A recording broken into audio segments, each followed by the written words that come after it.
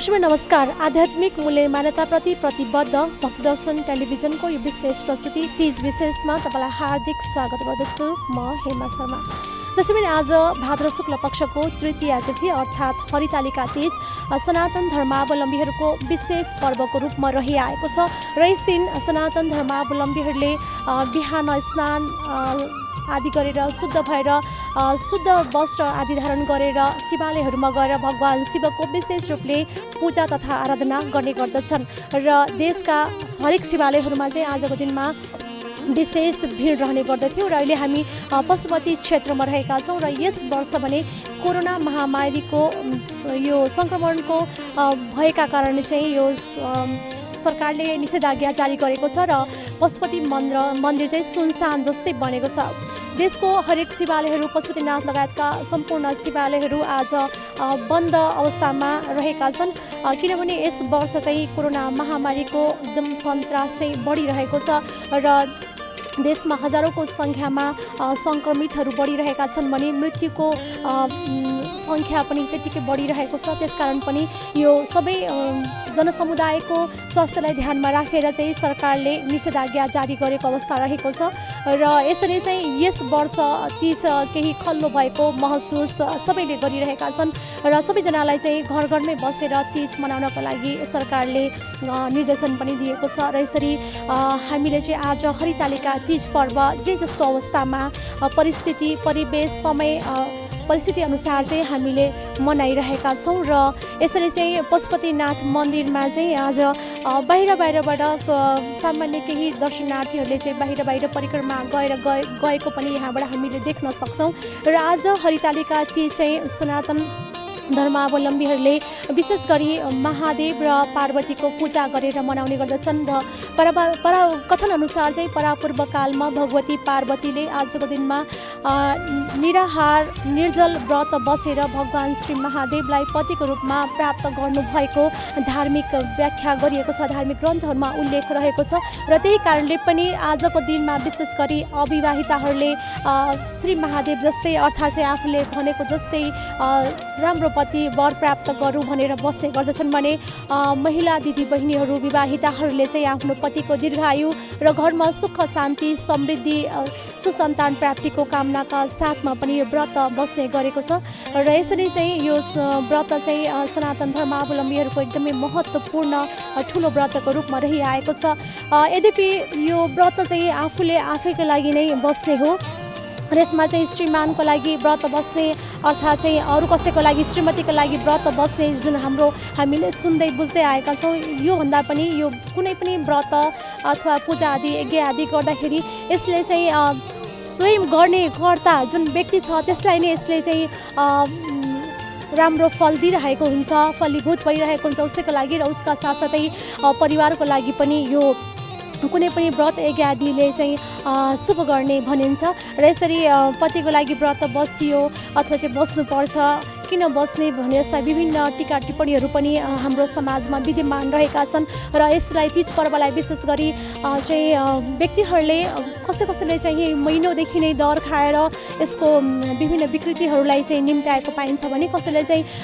अरूको लागि चाहिँ हामीले किन व्रत बस्नुपर्ने अथवा चाहिँ हामीले चाहिँ श्रीमानको खुट्टाको पानी चाहिँ किन खानुपर्ने लगायतका विभिन्न टीका टिप्पणी नकारात्मक रूपमा गरिएको पाइन्छ र यी कुराहरू शास्त्रमा नभएको विद्वानहरूको भनाइरहेको छ र यसरी हामीले कुनै पनि चाडपर्व मनाउँदाखेरि त्यसको वास्तविकता के हो, शास्त्रले त्यसलाई कसरी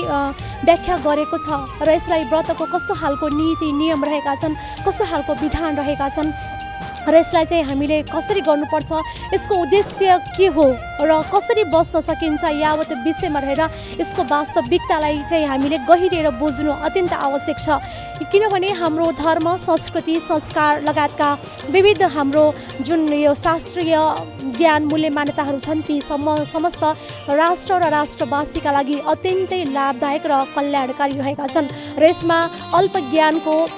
अथवा चाहिँ आफ्नो स्वयं व्यक्तिको न्यूनताका कारण चाहिँ यसलाई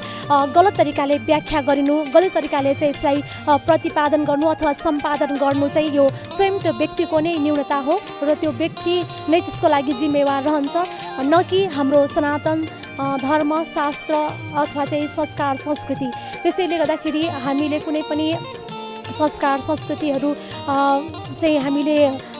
मान्दाखेरि मनाउँदाखेरि पर्वहरू मनाउँदाखेरि हामीले त्यसको वास्तविकतालाई बुझ्नु र यसलाई चाहिँ शास्त्रमा कसरी व्याख्या गरिएको छ भनेर एउटा जानकार विद्वानसँग पनि हामीले यसको विषयमा चाहिँ जानकारी राख्नु नितान्त आवश्यक रहँदछ। त्यसैले यो तीज पर्वको उपलक्ष्यमा पनि यो व्यक्ति जसले पनि कुनै पनि व्रतहरू गर्छ त्यो व्यक्तिको लागि स्वयं नै स्वास्थ्यको लागि चाहिँ यो एकदमै लाभदायक रहेको छ। किनभने हामीले हरेक दिनहरूमा चाहिँ अनावश्यक खाना हुने नहुने भक्ष्य भोजनहरू गरिरहेका हुन्छौँ र एक दिन भए पनि त्यो शरीरले त्यसलाई चाहिँ राहत पाउँछ भनेर पनि यो विज्ञानले नै यो 15 दिनमा चाहिँ अथवा चाहिँ 7 दिनमा एकचोटि खाली पेट बस्नु अथवा चाहिँ सुपाच्य एकदम तरल खालका भोजन पदार्थहरू ग्रहण गर्नुलाई चाहिँ यसले उपयुक्त मानेको छ र यसले पनि प्रमाणित गरिसकेको छ कि यो व्यक्तिका लागि स्वास्थ्यवर्धक रहेको छ भनेर। यसरी पनि हामीले कुनै पनि व्रत उपासनाहरू गर्छौँ त्यो स्वयं व्यक्तिको लागि नै हुने गर्दछ। यो अरूको लागि व्रत बसिदिने भएदेखि सायद संसारमा जे जस्तो हामीले परिस्थितिहरू भोगिरहेका छौँ त्यो नहुने पनि थियो होला। त्यसैले चाहिँ यो स्वयं व्यक्तिको लागि नै व्रत उपासना भगवान चिन्तन भगवानको उपासना स्तोत्र आदि पाठ पारायण र मन्दिर दर्शनहरू भनेको त्यो व्यक्तिको लागि नै एउटा सकारात्मक ऊर्जा त्यसले प्रदान गर्दछ र त्यो सकारात्मक ऊर्जाले व्यक्तिलाई सत्कर्ममा प्रेरित गर्दछ र सत्कर्ममा प्रेरित भइसके पछाडि त्यसले सत्कर्म गर्छ सद्विचार त्यसले चाहिँ प्राप्त गर्दछ र सद्विचारका साथसाथै सत्कर्म हुन्छन् र यसरी चाहिँ समाजलाई व्यवस्थित गर्न अथवा चाहिँ समाज पनि सद्गतिमा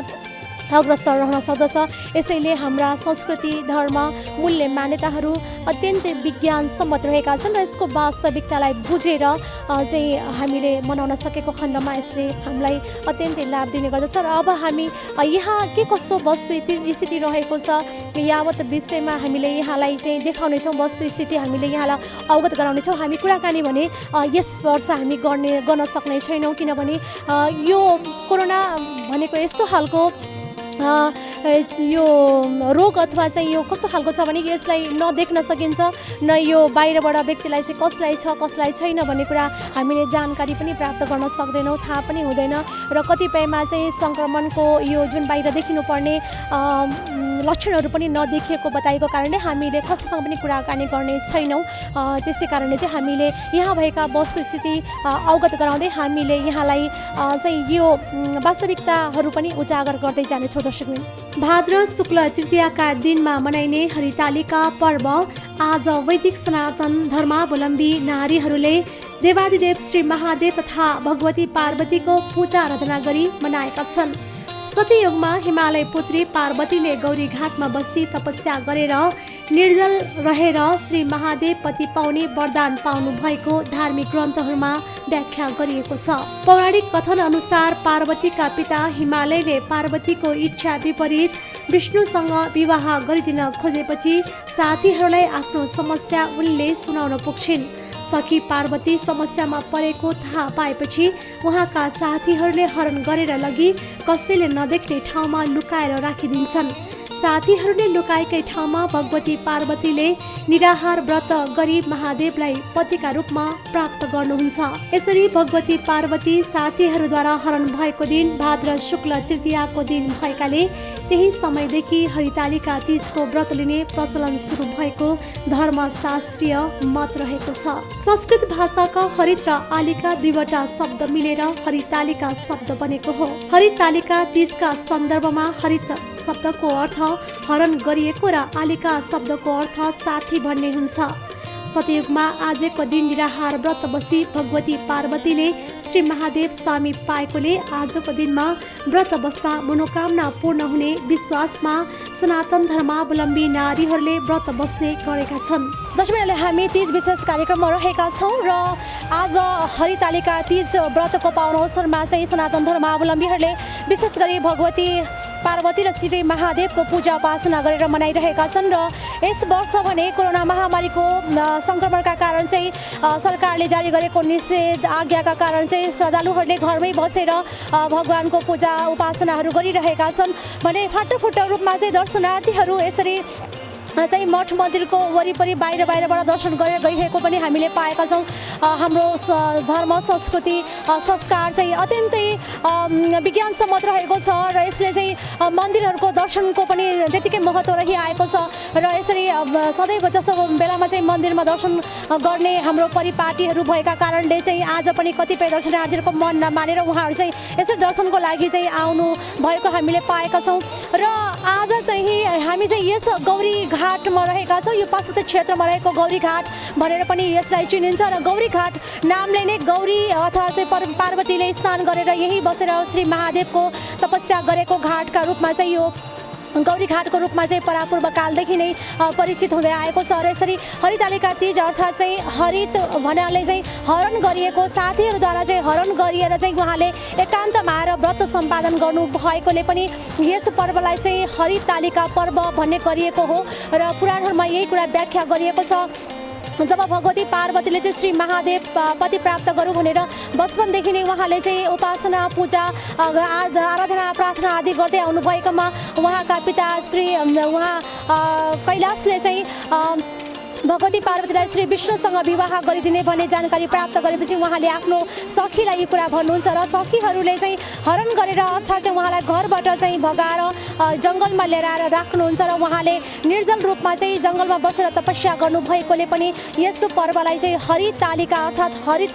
हरितालिका साथीहरूद्वारा चाहिँ हरण गरिएर यो चाहिँ व्रत सम्पादन गर्नुभएकोले चाहिँ हरितालिका पर्वको रूपमा चाहिँ यो विख्यात रहेको छ र यस पर्वमा चाहिँ बिहानै स्नान आदि गरेर दियो कलश गणेशको पूजाका साथसाथै श्री महादेव गौरी र शङ्करको पूजा उपासना गरेर यो व्रत अन्तमा चाहिँ पूर्ण पात्र र गौदान ब्राह्मण भोजनका साथमा सम्पादन गर्ने गरिन्छ र यसरी यो हरितालिका पर्वको पावन अवसरमा चाहिँ हामी रहेका छौँ र यसरी हरितालिका पर्व चाहिँ मनाउने गरिएको छ र अहिले चाहिँ हामीले यस वर्ष चाहिँ के कस्तो अवस्थामा चाहिँ मन्दिरको अवस्था कस्तो छ दर्शनार्थीहरूले चाहिँ के कसरी आफ्नो श्रद्धा चाहिँ भगवानमा अर्पण गरिरहनु भएको छ यावत विषयमा रहेर हामीले वस्तुस्थिति यहाँलाई अवगत गराइरहेका छौँ। अटल सौभाग्य सुयोग्य वर र परिवारको कल्याणका लागि कठोर व्रत बसेर आजको दिन भगवान शिव तथा पार्वतीको पूजाआजा गर्ने गरिन्छ। तर आज शिवालयहरू सुनसान जस्तै बनेका छन्। लाखौं भक्तजनले दर्शन गर्ने काठमाडौँको पशुपतिनाथ मन्दिरमा आज चहल पहल बन्द रहेको छ। कोरोना संक्रमणको जोखिमका कारण सरकारले जारी गरेको निषेधाज्ञा र पशुपति मन्दिर बन्द गरिएका कारण व्रतालुहरू आज पशुपति क्षेत्रमा खासै देखिएका छैनन्। अघिल्ला वर्षका तीजहरूमा व्रतालुहरूको भिड व्यवस्थापन गर्ने हम्मे पर्ने गर्दथ्यो। बाटैभरि नाचगान गरेर रमाइलो गर्नेहरू भेटिने गर्दथे। व्रतालुको अत्याधिक भिड भएपछि तिलगङ्गा गौशाला चाबेहिल सडक खण्ड नै बन्द गराएर ट्राफिक प्रहरीले यात्रुहरूका लागि वैकल्पिक मार्ग तोकिदिन्थ्यो। तर यस वर्ष पशुपति क्षेत्र सुनसान बनेको छ। पशुपतिका चारैवटा गेट बन्द गरिएको छ। तर पनि भगवान प्रतिको आस्थालाई केले रोक्न सक्थ्यो र? पशुपति मन्दिर आसपास घर भएका केही श्रद्धालुहरूले पशुपति मन्दिरको बन्द गेट बाहिरबाटै दर्शन गरेर प्रार्थना आराधना गरेर शिवजी प्रतिको आफ्नो आस्था प्रकट गरेका छन्। तीजका व्रत बारेमा हाम्रो समाजले बुझी नबुझी पालेका अनेकौं विकृतिहरू रहेका छन्। जस्तै महिलाले मात्र व्रत बस्नुपर्ने, पतिकै दीर्घ जीवनका लागि व्रत बसिदिने, पत्नीले कष्ट गरी व्रत बस्नुपर्ने तर फल पतिले मात्रै पाउने, रोगी अशक्तले पनि निराहार उपवास व्रत बस्नुपर्ने जस्ता गर्नै नसकिने अनेकौं अनगिन्ती विकृति पालेर हामी बसिरहेका छौँ र बेला बेलामा समाजमा कसरी आकर्षित गरेर आफूलाई चर्चामा आउने भन्ने यति मात्र तुच्छ ध्यान मनमा राखेर विभिन्न रचना अनि गीत आदिका माध्यमबाट क्षणिक चर्चामा आउने कोसिस मात्र हाम्रो समाजमा तथाकथित शिक्षित वर्गको रहेको पाइएको छ। यी व्रत संस्कृतिको रहस्य के हो? यसको वास्तविक तत्त्व के हो? युगौँदेखि कसरी चलेर आए र आद्यावधि कसरी चलिरहेका छन्? यतातिर शिक्षित वर्गको ध्यान गएको पाइँदैन। यसो गर्नु गलत मानसिकताको दरिद्र उपज हो। स्वराष्ट्रिय पहिचान नबुझेरै कलम चलाउनु निकै दुःखद पक्ष हो। कलाकार लेखक गायक गायिकाको आशय गलत नहोला तर शब्दले पुरै गलत भाव व्यक्त गरिरहेको छर्लङ्गै देखिन्छ। विशेष गरी तीज आउँदा हँस्यौली ठट्यौलीका माध्यमबाट हाम्रो संस्कार तथा संस्कृति धर्ममाथि नै प्रहार गर्ने खालका मात्र भेटिन्छन्। हामी सबैले यस विषयमा सही रूपमा बुझ्नु आवश्यक छ। आजको अध्ययनको कमी, अल्पज्ञान, चिन्तनपरक अध्ययनको कमी हाम्रो समाजमा विद्यमान रहेको पाइन्छ। आफ्नो धर्म संस्कृतिप्रति हुने आदर भाव नै राष्ट्रको पहिचान हो। यही भाव व्यक्त गर्न खोजेको हो भने त्यसभित्रका रहस्यका विषय उडाएर होइन, नजरअन्दाज गरेर होइन, त्यसको वास्तविक रहस्य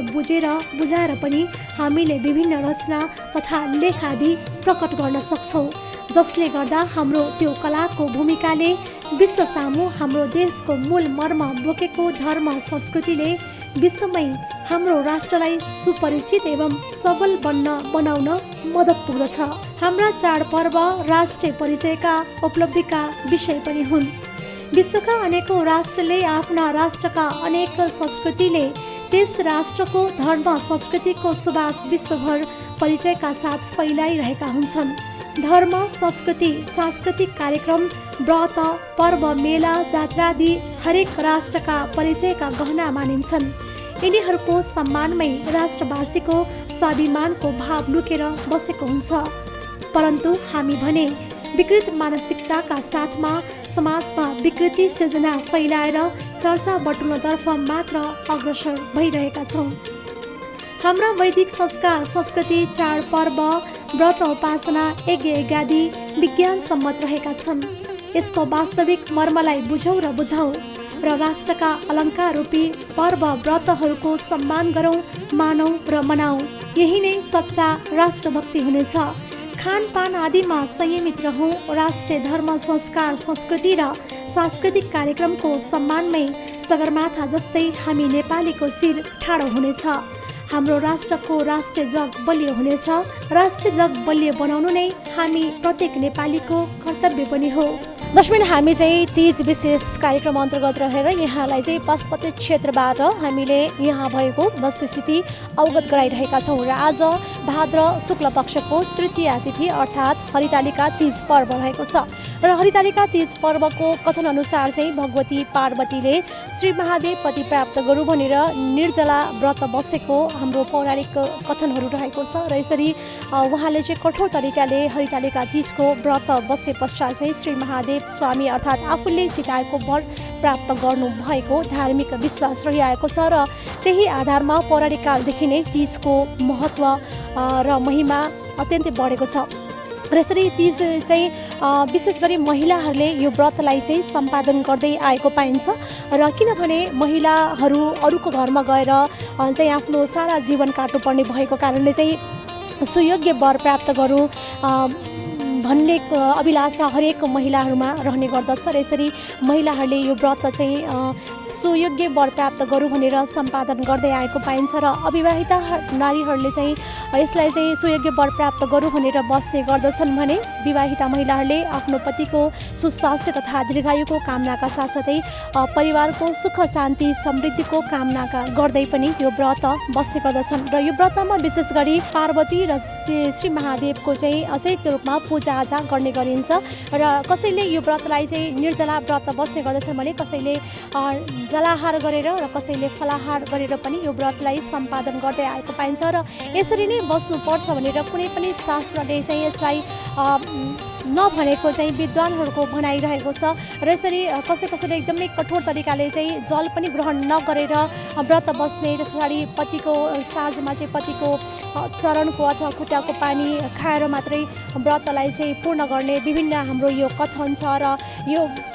समाजमा विद्यमान पनि रहेको छ र यो चाहिँ आफ्नो व्यक्तिको स्वेच्छामा भर पर्ने कुरा हो। यसमा चाहिँ शास्त्रले यही नै गर्नुपर्छ भनेर कुनै पनि नियम नराखेको र व्रतको 3 प्रकार निराहार, जलाहार र फलाहार गरी 3 तरिकाले चाहिँ व्रत बस्ने चाहिँ शास्त्रमा नियम रहेको छ र यसलाई चाहिँ यसरी नै गर्नुपर्छ भनेर चाहिँ कसैलाई पनि बाध्य नबनाएको अवस्था रहेको छ र यसरी आफ्नो स्वास्थ्यको दृष्टिकोणले, आफ्नो समय परिस्थिति स्वास्थ्यका दृष्टिकोणले चाहिँ त्यो व्रत बस्ने व्यक्तिमा नै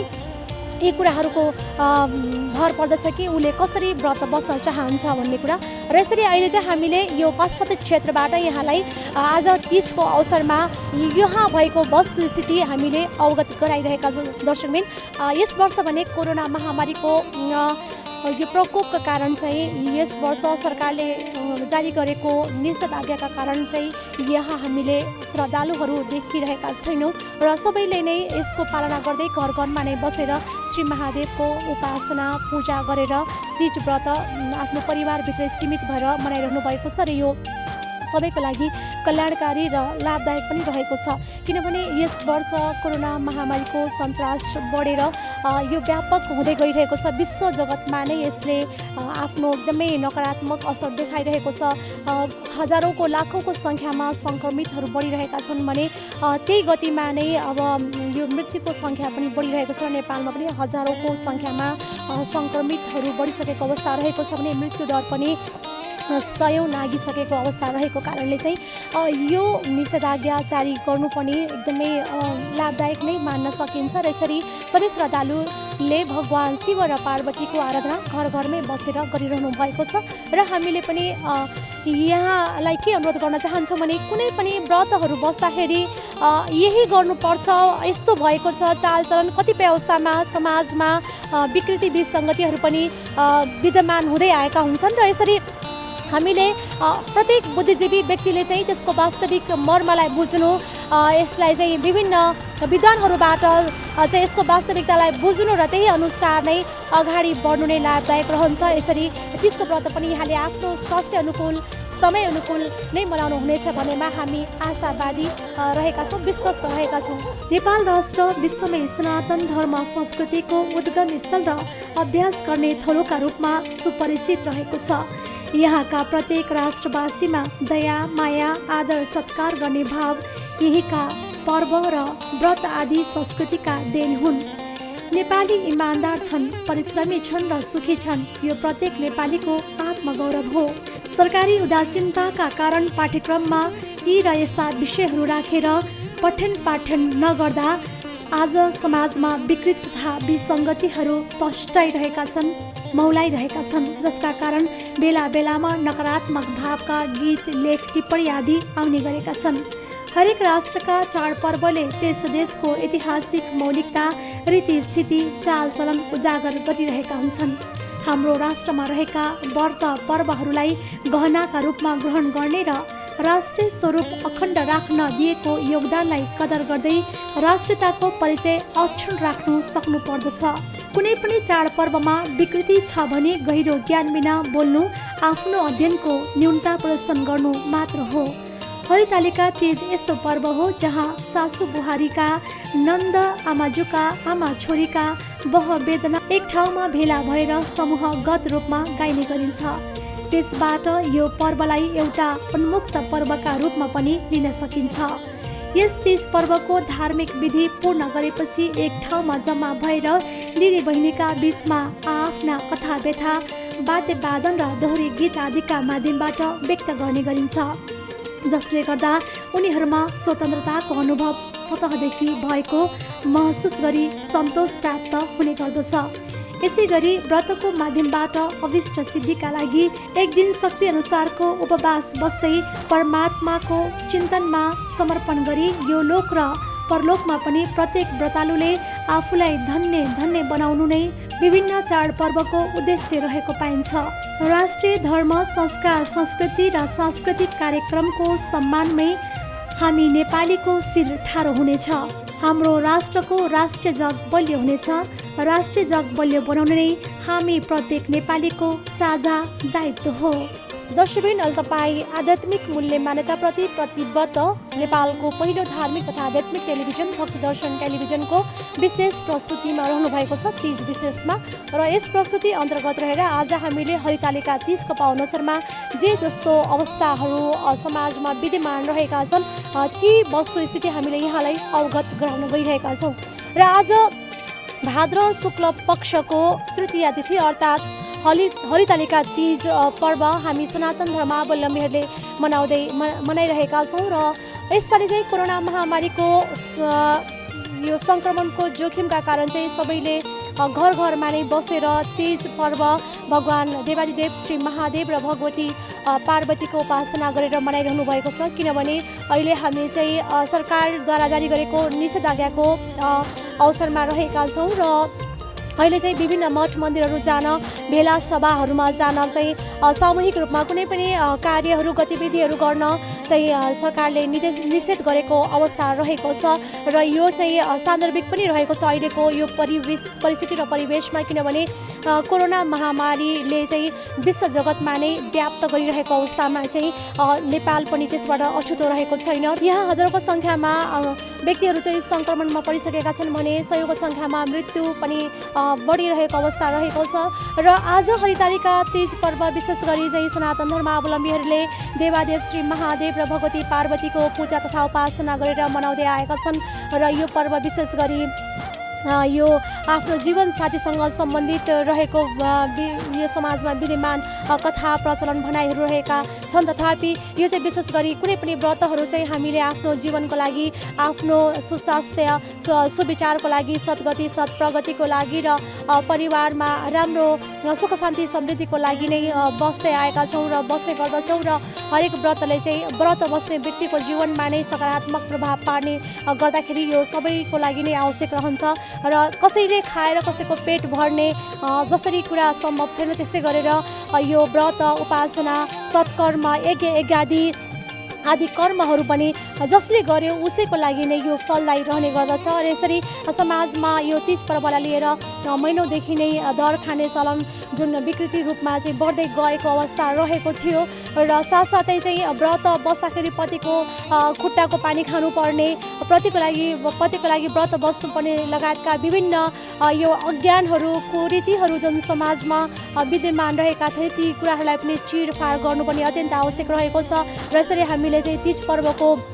वास्तविकता के हो, यसको मूल मर्म के हो, हामीले कसरी सम्पादन गर्नुपर्छ र यो सम्पादन गर्दाखेरि कसलाई राम्रो हुन्छ, के कस्तो प्रभाव पार्दछ, के कस्तो परिवर्तन हुन्छ भन्ने कुरा पनि हामीले यस विषयमा पनि विचार गर्नु, जानकारी राख्नु, खोज अनुसन्धान गर्नुपर्ने नितान्त आवश्यक रहेको छ। किनभने हाम्रो सनातन वैदिक धर्मका हरेक धर्म चाड पर्व संस्कृति संस्कार चाहिँ अत्यन्त विज्ञान सम्मत रहेको छ, मानव कल्याणकारी रहेको छ, प्रकृति पर्यावरणको अनुकूल रहेको छ। त्यसै कारणले चाहिँ हामीले यसलाई चाहिँ बुझेर नै सम्पादन गर्नुमा नै हामी सबैको कल्याण रहने देखिन्छ र यसरी तीज पर्व पनि यहाँहरूले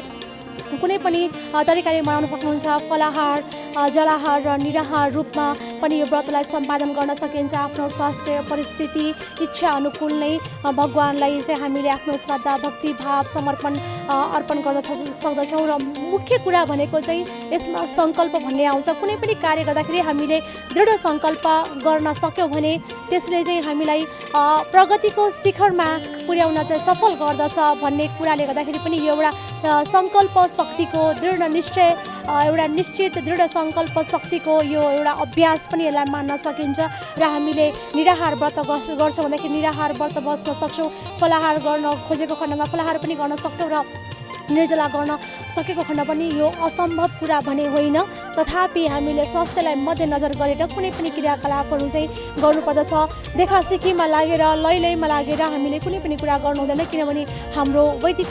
सनातन धर्मको कुनै पनि चाड पर्व संस्कार संस्कृति एकदम लचिलो छ, खुकुलो छ। यो चाहिँ सबैको लागि नै सुपाच्य छ, सुयोग्य छ र यो गर्न योग्य गर्न लायक रहेको छ। यसै कारणले पनि हामीले चाडपर्वहरूको विषयमा विशेष जानकारी गरेर गरेको खण्डमा यसबाट हामीले सफलता प्राप्त गर्न सक्छौँ, सुफल प्राप्त गर्न सक्दछौँ र यसरी नगरेको खण्डमा चाहिँ हामीमा विकृति विसङ्गतिहरू भित्रिन्छ र यसले नकारात्मक असर पर्दछ र यसबाट हामीले खासै सकारात्मक फल पनि प्राप्त गर्न सक्दैनौँ र हामीले भगवानप्रति नै हामीले दोष लगाउन पुग्दछौँ। त्यसैले हरेक कुरामा चाहिँ यिनीहरूलाई हामी सबैले ध्यान गर्नु, यसको खोज अनुसन्धान गर्नु अत्यन्त नितान्त आवश्यक रहेको छ र यो कोरोना महामारीको जुन यो विद्यमान भइरहेको अवस्थामा पनि यहाँहरू सुरक्षितसँग तीज पर्व लगायतका अन्य हाम्रो जुन आगामी जुन आइरहेका दसैँ चाड पर्व लगायतका विभिन्न पर्वहरूले यहाँले चाहिँ सोच समझदारीपूर्वक नै मनाउनु हुनेछ, सुरक्षित वातावरण नै मनाउनु हुनेछ भन्ने कुरा चाहिँ हामी विश्वस्त रहेका छौँ। र आजको यो विशेष प्रस्तुतिबाट चाहिँ क्यामेरामा निखिलका साथमा म हेमा शर्मा लगायत हाम्रो सम्पूर्ण टिमलाई बिदा दिनुहोस्। धर्म संस्कृति तथा संस्कारको संवाहक भक्तदर्शन टेलिभिजन हेर्दै गर्नुहोला। नमस्कार।